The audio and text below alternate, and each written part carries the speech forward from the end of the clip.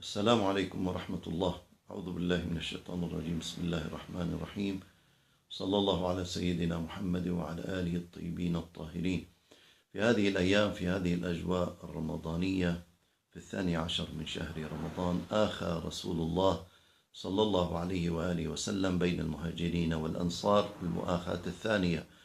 والمؤاخاة الأولى كانت في مكة، وهذه المؤاخاة والتي كانت قبلها كانت على الحق والمساواة.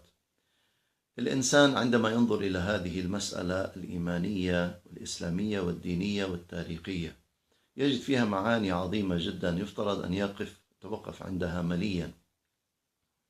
النبي صلى الله عليه وآله وسلم عندما هاجر إلى المدينة أول خطوة قام بها هي أنه بنى مسجدا. بعد 5 أشهر آخى بين المهاجرين والأنصار. تعرفوا مهاجرين من بلادهم تاركين كل شيء، يعني تاركين النسب والحساب وتاركين المال وتاركين العقار وتاركين المحلات اللي عندهم كانت يبيعوا ويشتروا فيها وغير ذلك من القضايا، ما عندهم شيء، وحلوا على الأنصار.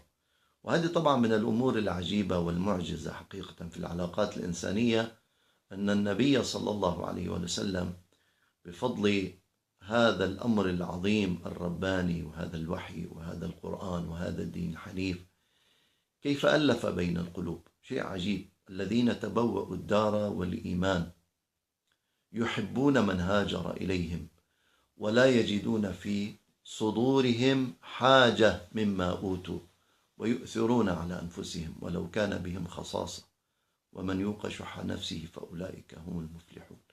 حقيقة عجيبة هذه القضية. مسألة التآخي مسألة قائمة على المحبة. هلأ في قد الناس مثلا بتشوفهم عندهم بيقولوا تآخي وهذا مآخي وهذا خي وهذا مثل خي وهذا اللي منعبر، ولكن هذا التآخي هل له ركيزة قلبية حقيقية أم أنه كلام أجوف؟ هذا يجب علينا أن نلتفت إليه. كتير مهم هذا. الله سبحانه وتعالى عم بيقول في خلفية للتآخي بين المسلمين كانت. الله عم بيخبر، مو أنه كلام. قد واحد يقول للتاني أنا بحبك وأنت خيي، ولكن ما يكون في القلب. الله لما بيخبر معناتها بالقلوب صدقا كان هذا موجود. الذين تبوأوا الدار والإيمان من قبلهم، يعني الأنصار، يحبون من هاجر إليهم، يا لا يجدون في صدورهم حاجة مما أوتوا. لما النبي كان يوزع مثلا لما كان في الفيء من بني النضير